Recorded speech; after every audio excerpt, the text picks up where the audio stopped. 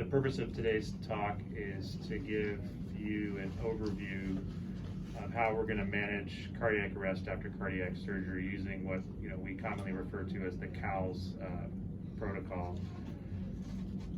As many of you know, the CALS protocol is very complex.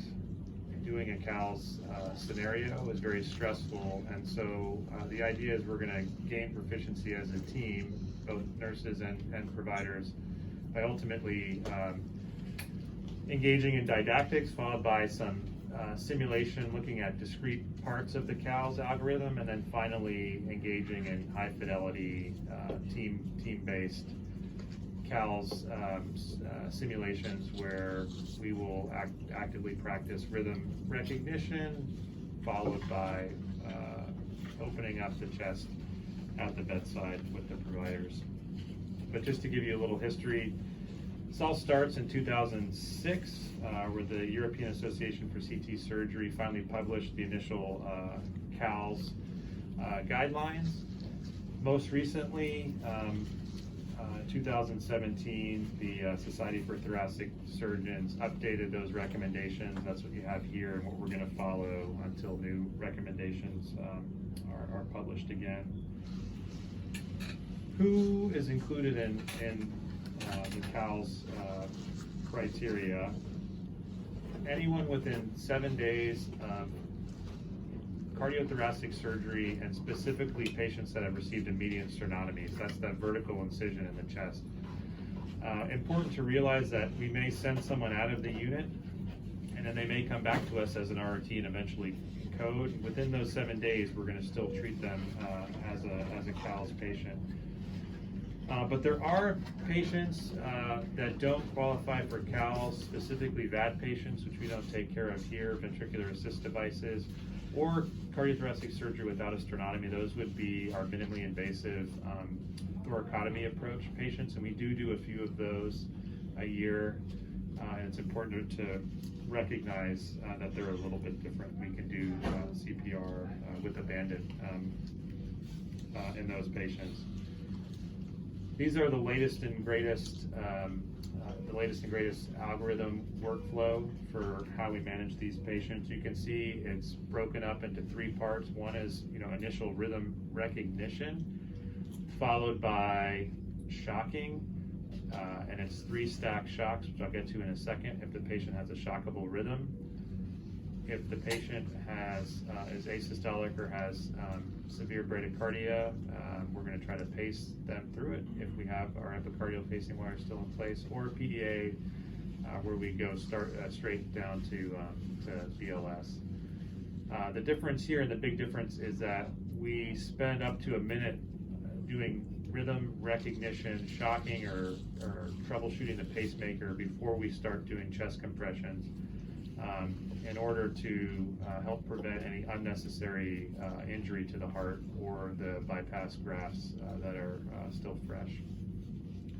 So we're going to start with rhythm assessment, but before we do that, we got to remember our A's and B's before we get to the C's. So anytime someone codes, many times they're going to be on a ventilator. We need to switch them to 100% FiO2. If they are on the vent, we need to call RT here emergently, but it's important to recognize that they could have a problem from too much PEEP or auto PEEP, or they may have a tension pneumothorax where we can disconnect the ventilator, which may help. And we're going to switch them off the ventilator to a bag valve mask or bag valve on the endotracheal tube.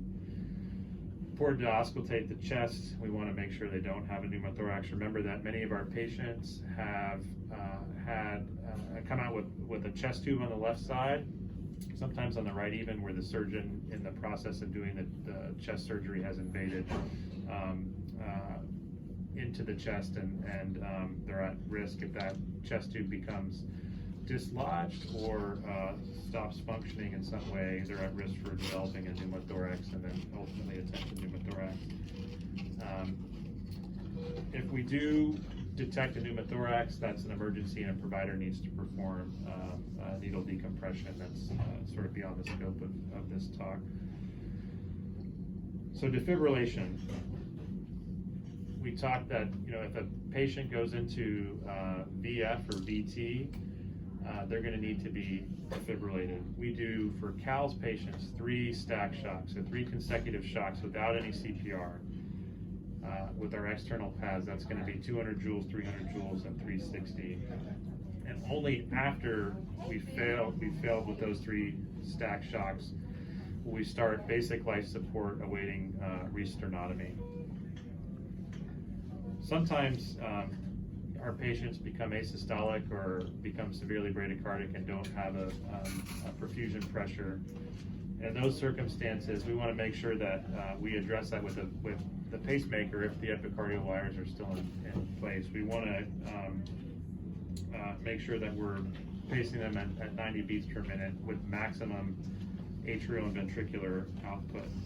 But I will say it's important that if someone has a PEA arrest, to disconnect the pacemaker briefly just to exclude any underlying VFib. They could have a really fine VFib that you're pacing on top of it. It may look like they're in a PEA situation when really they have VFib underneath. Then we're going to go into external cardiac massage, or as we call it, CPR. Remember, don't initiate until we've tried to address defibrillation or our pacing therapies. And the reason why is because CPR in these patients can contribute to a right ventricular tear, something that I've seen personally in this unit, and it's catastrophic, and typically the patient exsanguinates within a few minutes and passes. So the rewired sternum is at risk for breaking apart, and then during CPR, there's some very sharp raw edges of the sternum that can then lacerate the heart. The right ventricle is right there, and usually is the ventricle, the chamber that's injured. That's an example there of a right ventricular tear. Once we start external cardiac massage or CPR, we're also going to be giving some drugs. It's important to remember that all infusions need to be stopped, and particularly our antihypertensives. Many times these patients are on something like nicardipine, and we need to turn that off. I will say that stopping all the infusions is something that's in these protocols. Many times they're on inotropes, and we need to discuss with the provider about what needs to be stopped and what doesn't. But we need to take a pause and assess what the patient's on, because they may be on nicardipine, they could be on propofol or something else that's vasodilating them. That's suboptimal in this situation. For our shockable rhythms, we're going to give amiodarone, 300 milligrams. And many of you may ask, well, what about epi or vasopressin, which are in other ACLS algorithms? And this is a tricky problem, and we've gone back and forth, and we have a process in place for allowing nurses to push increasing doses of epinephrine. The thing that gives us all concern is if we were to go and give the patient 1 milligram of epi prior to trying to shock them, they can have, and you've, I'm sure, seen it, DJ, very profound rebound hypertension, and then they're at risk for bleeding from all their suture lines. So they have fresh suture lines in their aorta, they have suture lines on their bypass grafts, and I've seen those break and cause significant bleeding from giving a milligram of epi too early. So we've talked about this with the surgeons and have gone back and forth, but our tentative plan right now is to administer 50 micrograms, so that's in the 10 mic per ml syringe that we have stocked in the unit, 50 mics of epi, followed by 100 mics, which is 1 cc of the big Abuject, followed by the remaining 900 mics in that order. And if you read the CALS guidelines, it says epi should be given at the discretion of the provider. The realization here is that especially at night, our providers are not very experienced dealing with CAL situations, and we wanted to make sure that we empowered the team to provide epi as a life-saving drug. Otherwise, people look at the algorithm and say, well, we shouldn't push any epi until the CT surgery fellow or my attending gets here, and many times that can be 20 or 30 minutes down the line. Sometimes our patients have intra-arterial balloon pumps. There's a way to set those from an electrical trigger, which we commonly have them on, to a pressure trigger, which will allow them to actually augment flow. This is something that's somewhat technical, and we can learn about how we might do this the next time we have someone with a balloon pump here in the SICU.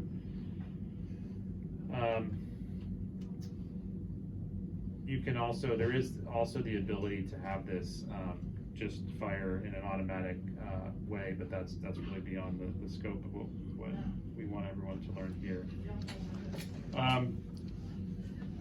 I'm going to move into the roles for the team in the management of cardiac arrest. So once a CAL situation is activated, we have a number of roles, and this can get really challenging, and we may have to get creative when we don't have tons of help available, or call other units for more help. We need someone managing the airway, and ideally that's the respiratory therapy that comes up, can disconnect from the ventilator and put the patient endotracheal tube on the bag. Patient may need to be intubated, and that's perfectly acceptable for the respiratory therapist to intubate and then bag the patient. They need to be on 100% FiO2. We want to make sure that we don't have an auto PEEP situation, which we typically deal with by getting them off of the ventilator. Defibrillation, have to have someone manning the defibrillator, getting the pads out on the patient, and then working the actual defibrillator box. So if that's something that you're not comfortable with, we'll have the opportunity to do more practice with the defibrillator. They're going to administer shocks and also be dealing with the pacing box. When we get into a resternotomy situation, the surgeon may hand off internal pads. There are these little tiny defibrillation paddles that they use to shock the heart internally, which can be more successful than external defibrillation. Those will need to be handed over and hooked up to the defibrillator by the person manning the defibrillator. We need people doing CPR. This is very tiring, and it can be 15 or 20 minutes or even longer potentially. And so it's unfair just to have one or two people. We need a group of people that can help carry that load because it's really tiring. Remember, we're only going to start after we've addressed the initial rhythms, specifically shocking 3 times or addressing the pacemaker. We're going for 100, just like in BLS, 100 compressions per minute. And ideally, we can assess our effectiveness by looking at the arterial waveform. We have an A-line in place, and we have the ability to monitor end-tidal CO2, both in the ICU room monitors, but also on the defibrillator. We need to have someone, ideally a senior person, that's trying to assign roles and make sure that people are adherent to the process. And so as we get more comfortable with this process, we may end up with some champions that like that kind of role. Someone needs to administer the drugs and making sure that inappropriate infusions are stopped. They're going to be typically towards the back of the room. And then there's an ICU coordinator, which kind of blends into that other role, which is again a senior member. What's important to realize is that while we're doing all the initial resuscitation, we also have to prepare for a resternotomy, and there's a bunch of other roles as well. A scrub we need scrub nurses, so those are generally 2 people that start to put on gowns sterilely and get the patient's drape ready to go. And it's important to realize that once the patient is draped, the people that are scrubbed sterilely are going to have to start doing the CPR while we await the surgeon to open up the chest. We also need people to grab all the CALS, extra CALS equipment, get all that equipment out, and then hand it in sterile fashion to the scrub nurses. Many times we need a runner, someone that can go to the blood bank, and then obviously it's always ideal to have a recorder. So you can see we're going to have to, as a unit, call in help from other units as well. So we need to get good at delegating some of these tasks to people that aren't necessarily CALS trained, but know how to go and get blood or grab medication, so on and so forth. So VFET review. What do we do first? Yeah, airway breathing, and generally kind of in real time, we're also assessing that rhythm. We realize it's a shockable rhythm and we're going to defibrillate. How many times before we do anything else? 3 sequential shocks. You remember the joules? 200, 300, 360. Yep, 200, 300, 360. We're not doing CPR up to, a minute or so, but if those 3 shocks fail, then we're going to begin CPR.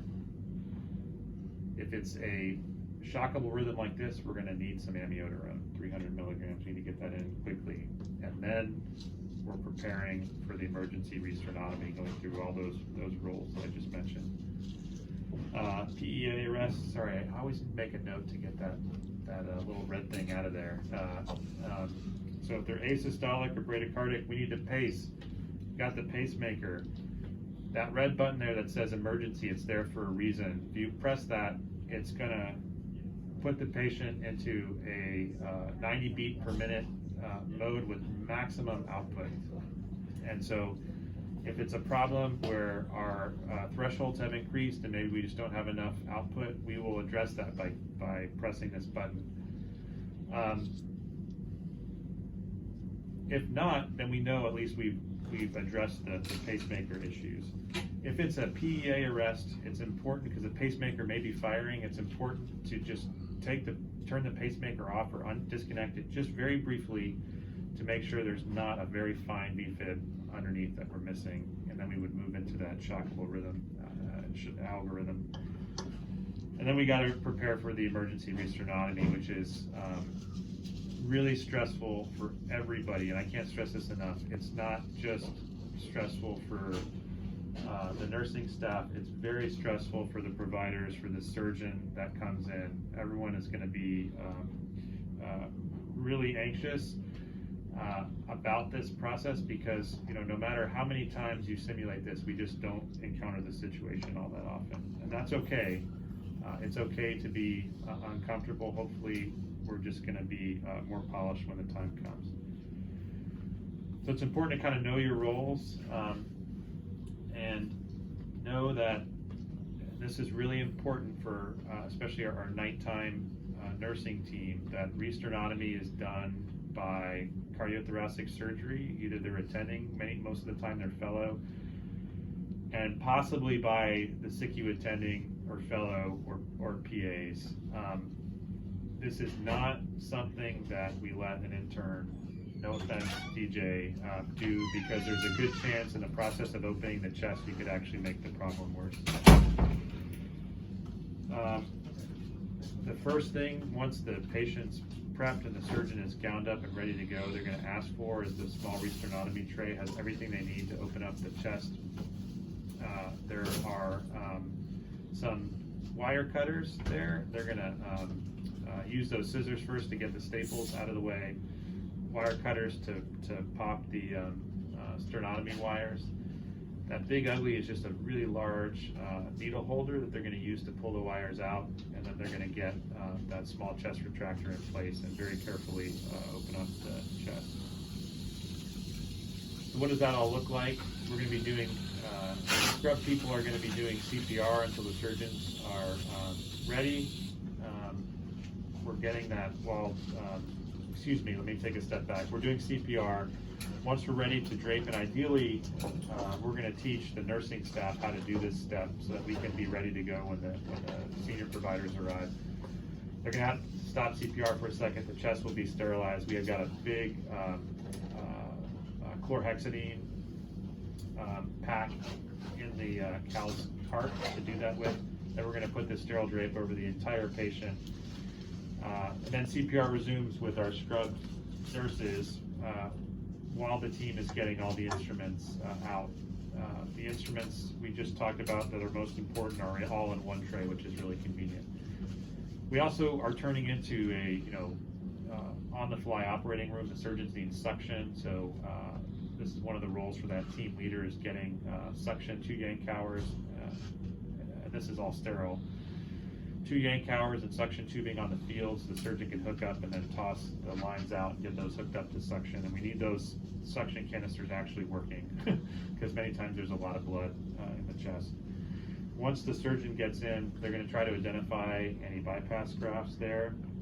And then many times, if they don't see anything they can immediately intervene on, they're going to start their own internal massage, and they're just massaging the heart themselves instead of doing CPR.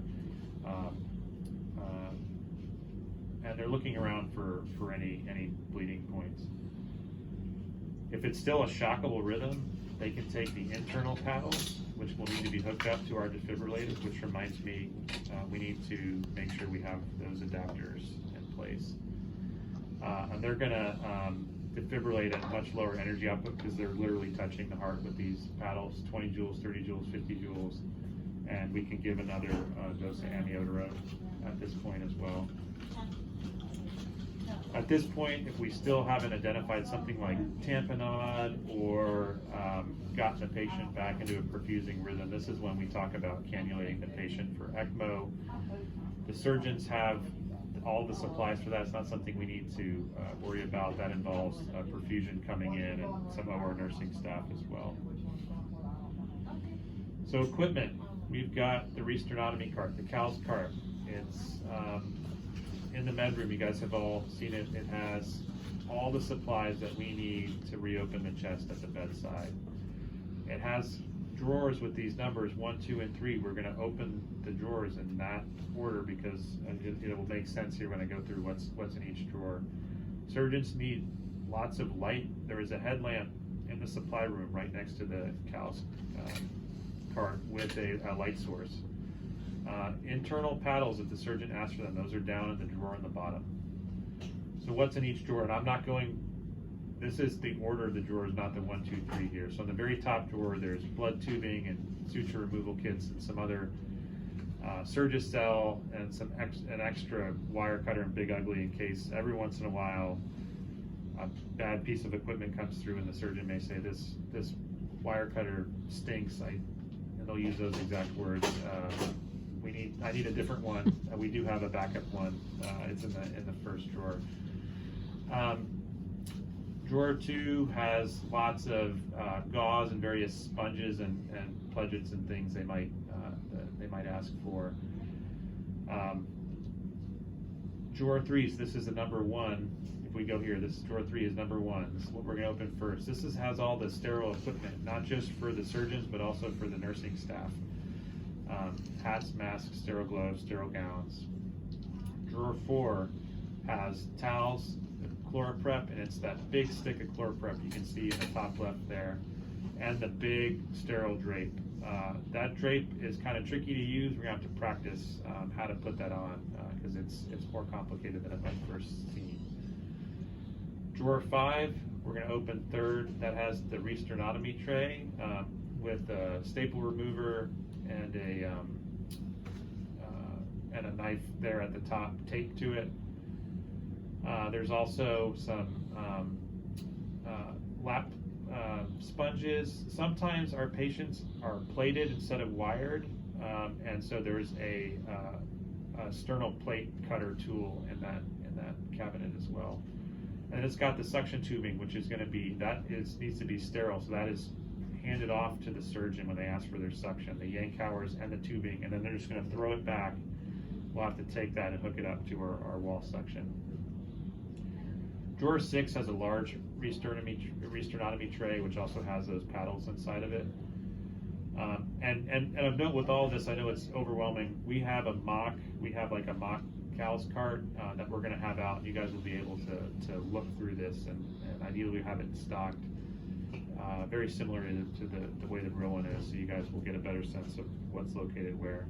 Don't forget the lights. The surgeons need lots of light to kind of look in. If you can imagine looking into the chasm of the chest, it's hard to see things, especially in the corners. So they need a light source. So we have a headlamp and a light source for the surgeons to use in a pinch. Sometimes they'll run in with their own. They can plug directly into our light source.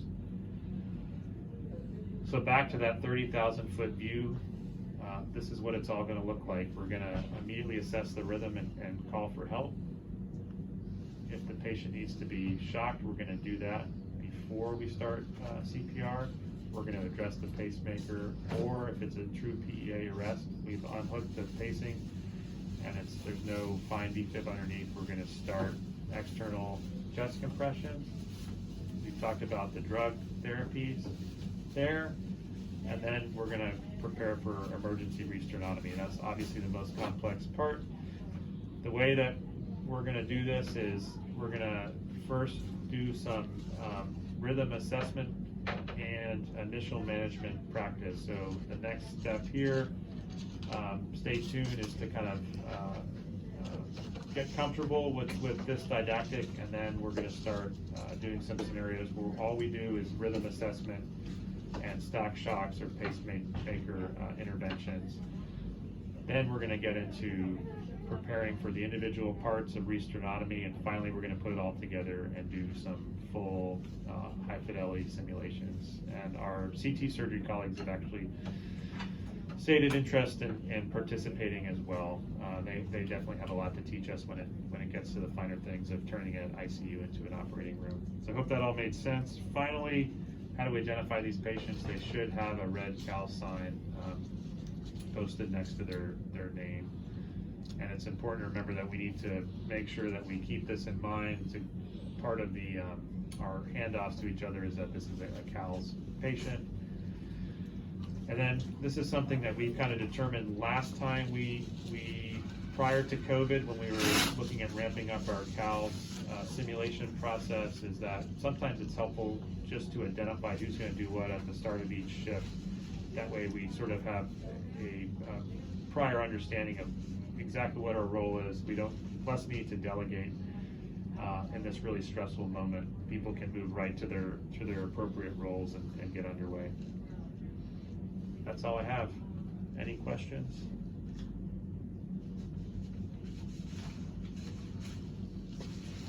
For those watching this, feel free to reach out to me personally via email, or to Raina, who can get in touch with me if you have any specific questions over the protocol.